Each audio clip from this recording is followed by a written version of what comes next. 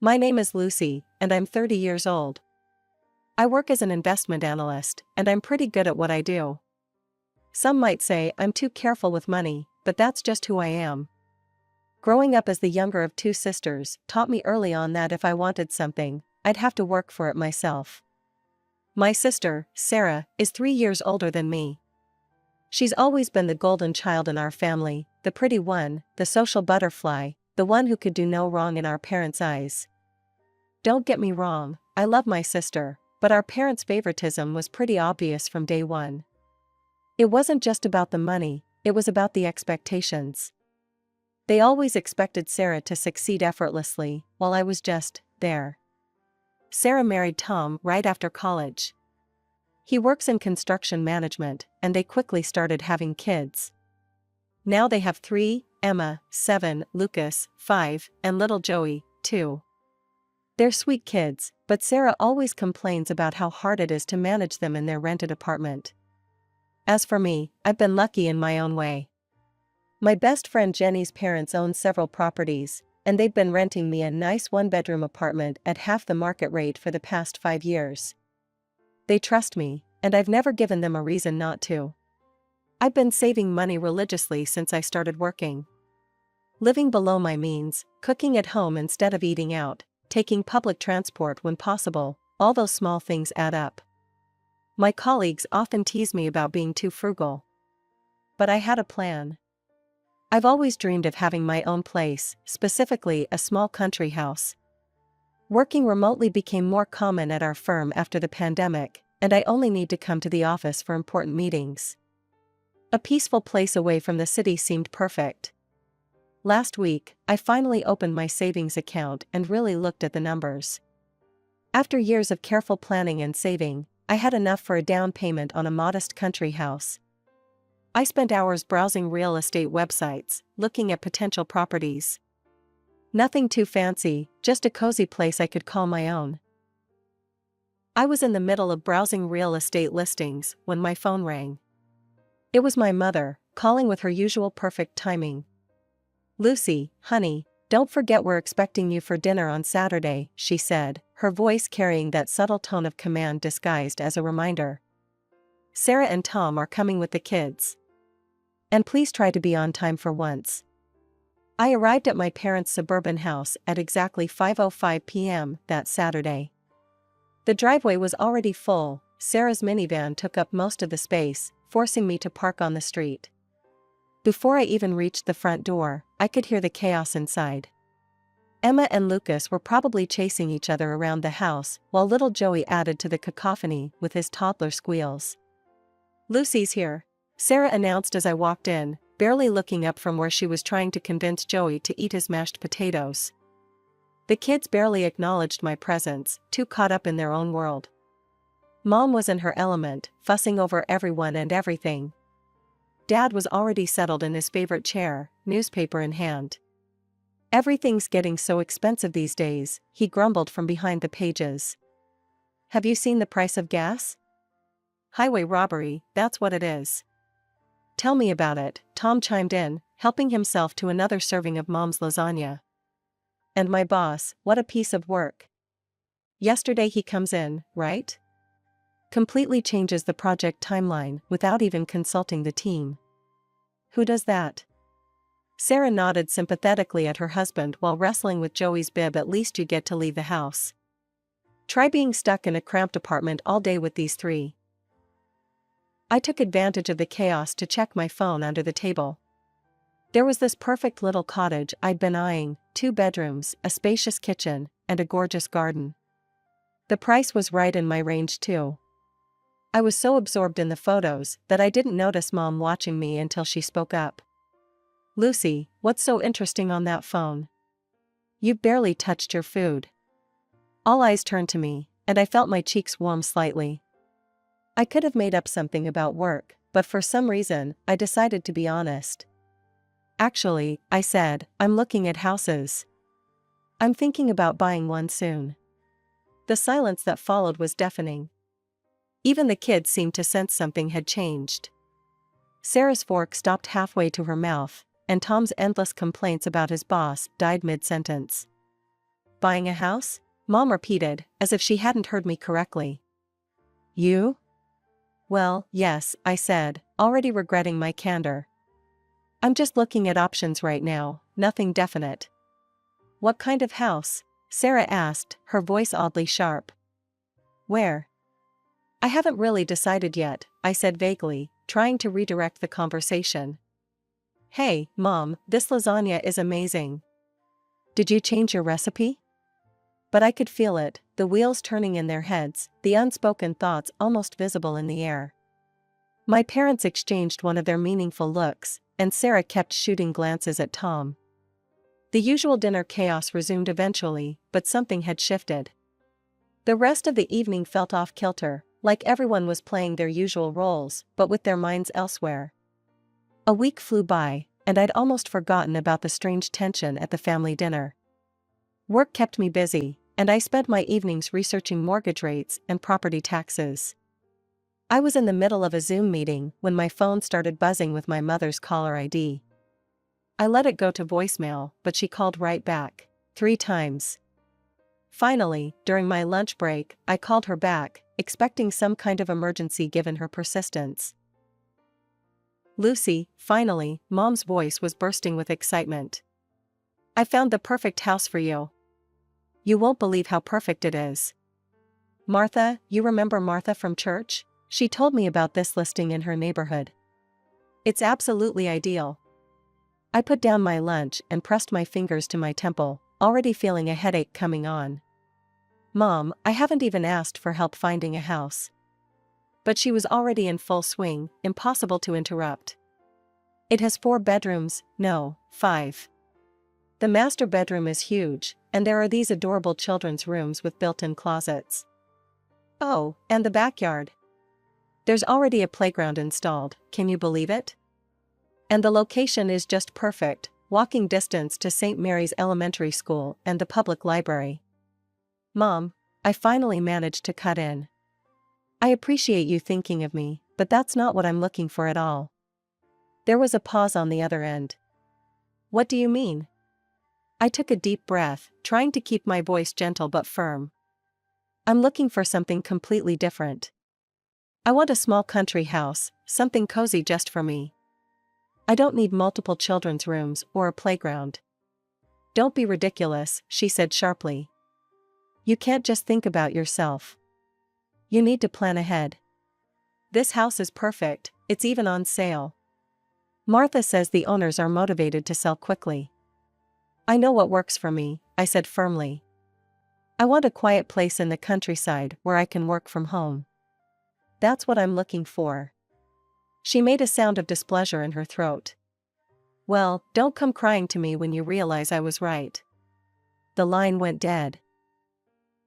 I stared at my phone, feeling a mixture of frustration and guilt.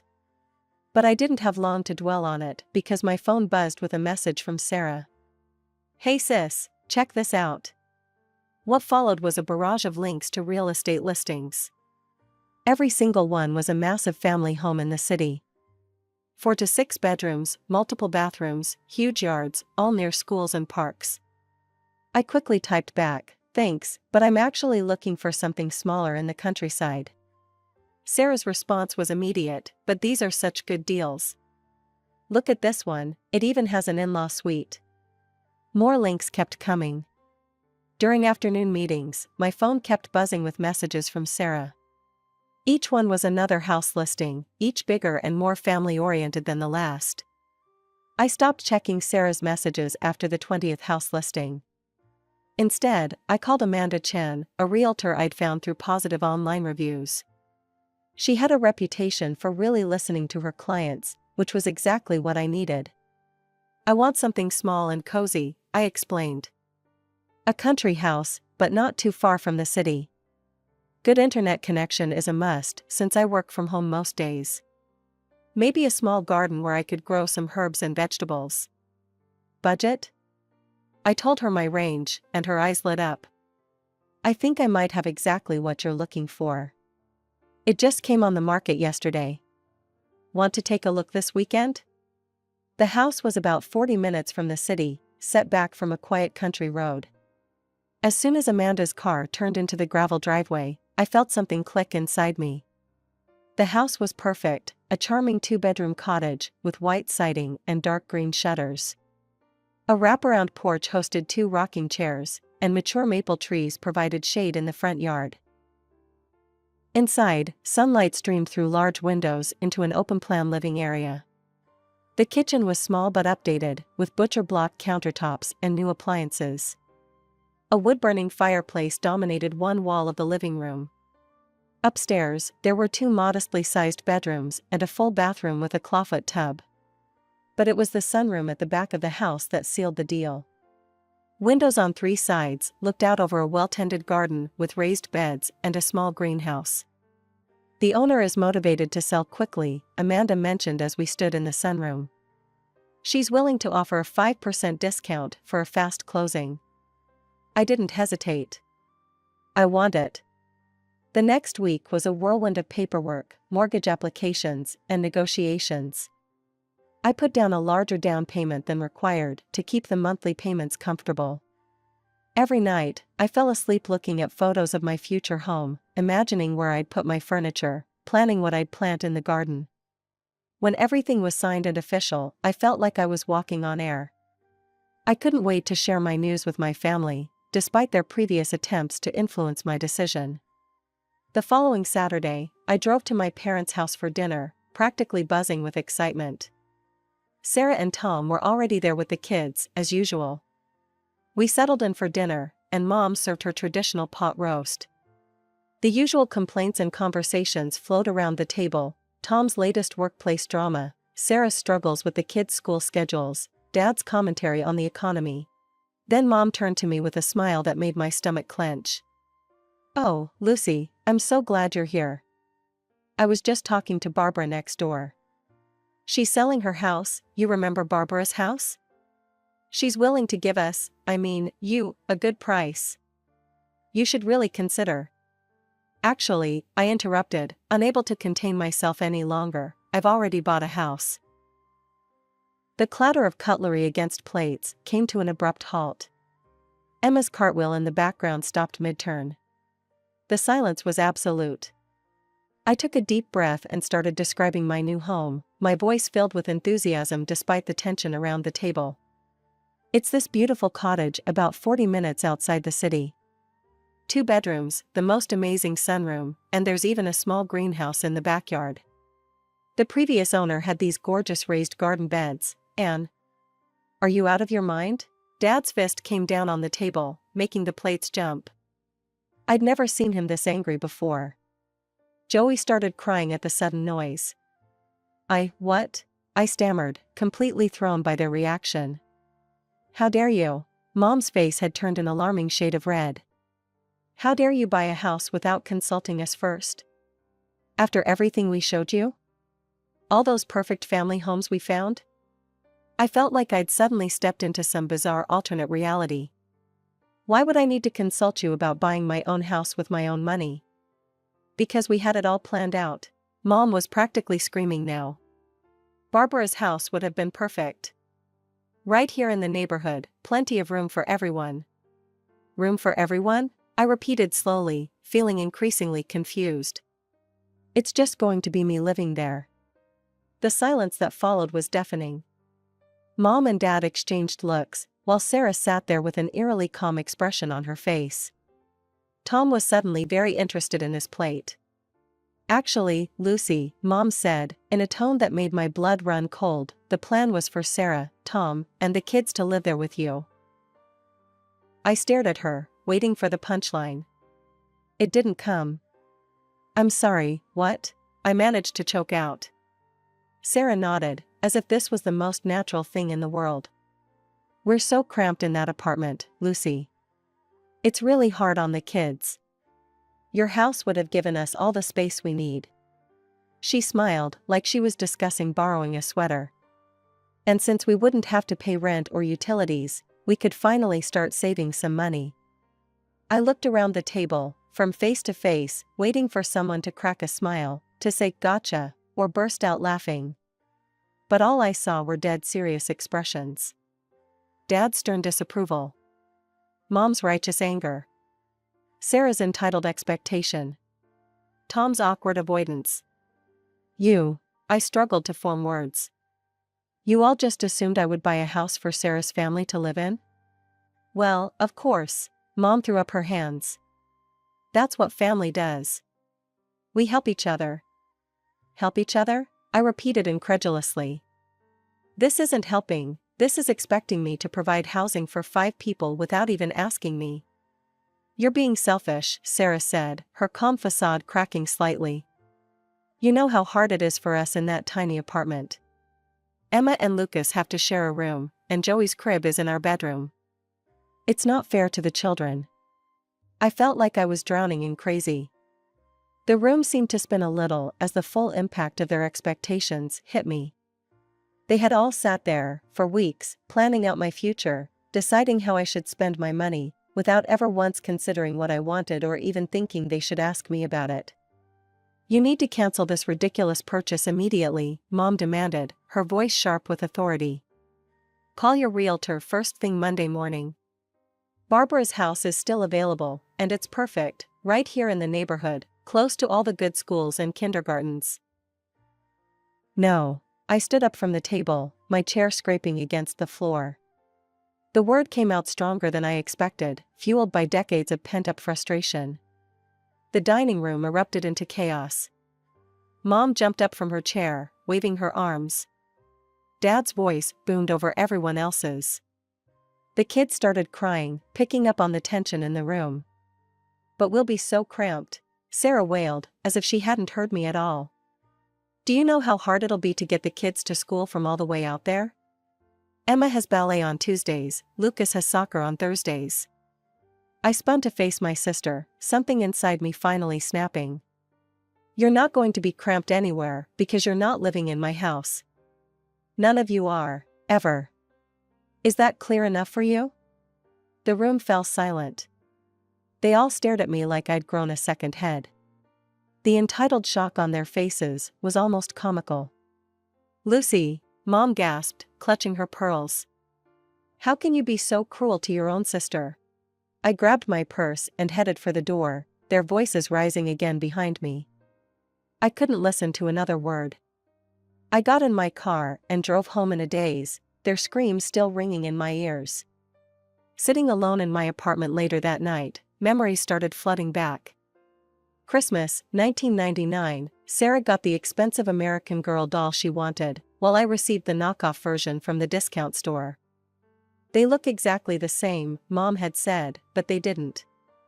Our 16th birthday, Sarah had gotten a brand new Volkswagen Beetle when she turned 16, complete with a big red bow on top. I got Dad's old Honda with 150,000 miles on it and a tendency to break down. High school graduation. Sarah's graduation party was a catered affair in the backyard with a hired DJ and custom decorations.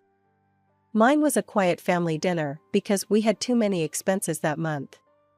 College years. Sarah attended her dream school with our parents covering every expense, tuition, room and board, even a generous monthly allowance. Meanwhile, I spent my senior year of high school applying for every scholarship I could find, staying up late to maintain my perfect GPA, knowing it was my only shot at higher education. And now, here we were. After years of favoring Sarah, of giving her everything while I worked for scraps, they'd just assumed they could commandeer my house, the one thing I'd achieved completely on my own. They'd planned to hand over my dream home to Sarah, just like they'd handed her everything else.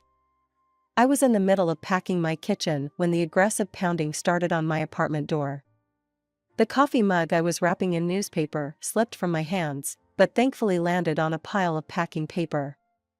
Lucy, open this door right now, my father's voice boomed through the wood. We know you're in there. I froze, bubble wrap still in hand. More pounding followed. Go away, I shouted back. I'm not discussing this anymore. Don't you dare talk to us like that. Dad's fist made the door rattle in its frame. We raised you better than this. My hands were trembling as I picked up my phone. If you don't leave right now, I'm calling the police. I mean it. I pulled up the keypad on my phone and deliberately pressed 9, making sure they could hear the beep. I'm dialing right now. You ungrateful little, Dad's curse was cut off by Mom's sharp intake of breath. We'll leave, Mom's voice had turned cold as ice, but this isn't over, Lucy. You're making a terrible mistake. I listened to their footsteps retreating down the hallway, then slid down against the wall, my heart pounding. I thought that would be the end of it, but I was wrong. So wrong. The first message from Sarah came an hour later, a photo of Emma and Lucas cramped together on their shared bunk bed. Look how little space they have, the caption read. Emma can't even have a desk for homework. I didn't respond. Another photo followed, Joey's crib wedged into the corner of Sarah and Tom's bedroom. He wakes up every time we come to bed. This isn't fair to him. Delete. When I continued to ignore her, Sarah's messages turned nasty. They started coming at all hours, 2 a.m., 4 a.m., 6 a.m. You always were Dad's least favorite. Mom cries herself to sleep because of you. I hope you're happy all alone in that big house while your nieces and nephew suffer. I blocked her number, then her Facebook, then her Instagram. But she kept finding new ways to reach me, creating new accounts, using Tom's phone, even setting up fake email addresses. Then the phone calls started coming from other directions. First, it was Aunt Marie. Lucy, honey, I just heard what's happening with your sister. Surely you can find it in your heart to help family? Next came Uncle Bob. Kid, you need to think about what really matters here. Family comes first. My mother's best friend Susan, your mother is devastated. How could you do this to your own family? Even my old high school teacher, Mrs. Peterson, whom my mother still saw at church, Lucy, I always thought you were such a kind student. I'm so disappointed to hear about this situation with your sister. They all had the same message: I was selfish, heartless, cruel. I should give up my house, my dreams, my independence, to solve my sister's problems. None of them seemed to question why Sarah's housing situation was somehow my responsibility. After 2 weeks of constant harassment, I'd had enough.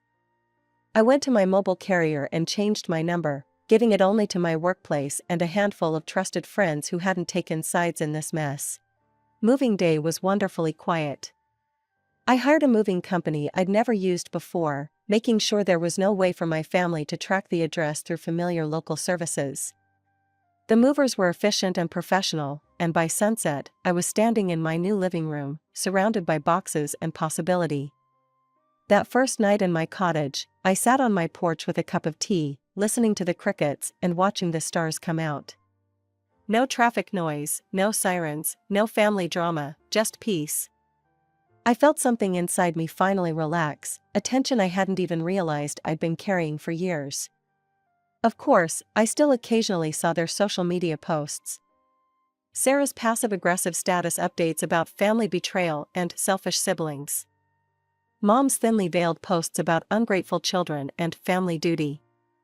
The comments from relatives and family friends, all taking their side without knowing the full story. But here's the thing, none of it bothered me anymore. Their words couldn't touch me in my new sanctuary. I transformed the second bedroom into a home office, setting up my monitors to face the window where I could watch birds visit the bird feeder I installed. The previous owner's raised garden beds now burst with herbs and vegetables, my first attempt at gardening turning out surprisingly successful. The greenhouse became my weekend project, slowly filling with plants that made the space feel alive and vibrant. My work productivity actually improved without the constant family interruptions. My boss noticed and gave me more responsibility, along with a raise. I started taking online courses in investment strategy, expanding my expertise without anyone telling me I was wasting my time or should be focusing on finding a husband instead. Sure, there were moments when I missed the idea of family, not the reality of my family, but the dream of what a supportive family could be. Those moments usually passed quickly when I remembered the peace I'd gained in exchange. I made new friends in the area, other professionals who worked remotely, a local gardening group that met monthly, neighbors who respected boundaries and didn't feel entitled to my space or time. None of them knew my family history, and I preferred it that way. They knew me as I am, not as the person my family tried to force me to be. The funny thing is, I'm probably being more true to my parents' original dreams for their daughters than Sarah is. They raised us to be independent, successful women, they just never expected me to be the one who actually did it. And they certainly never expected me to be independent from them too. Sometimes the best family you can have is yourself, at least until you choose to add to it on your own terms, in your own time, in your own way. And that's more than enough for me.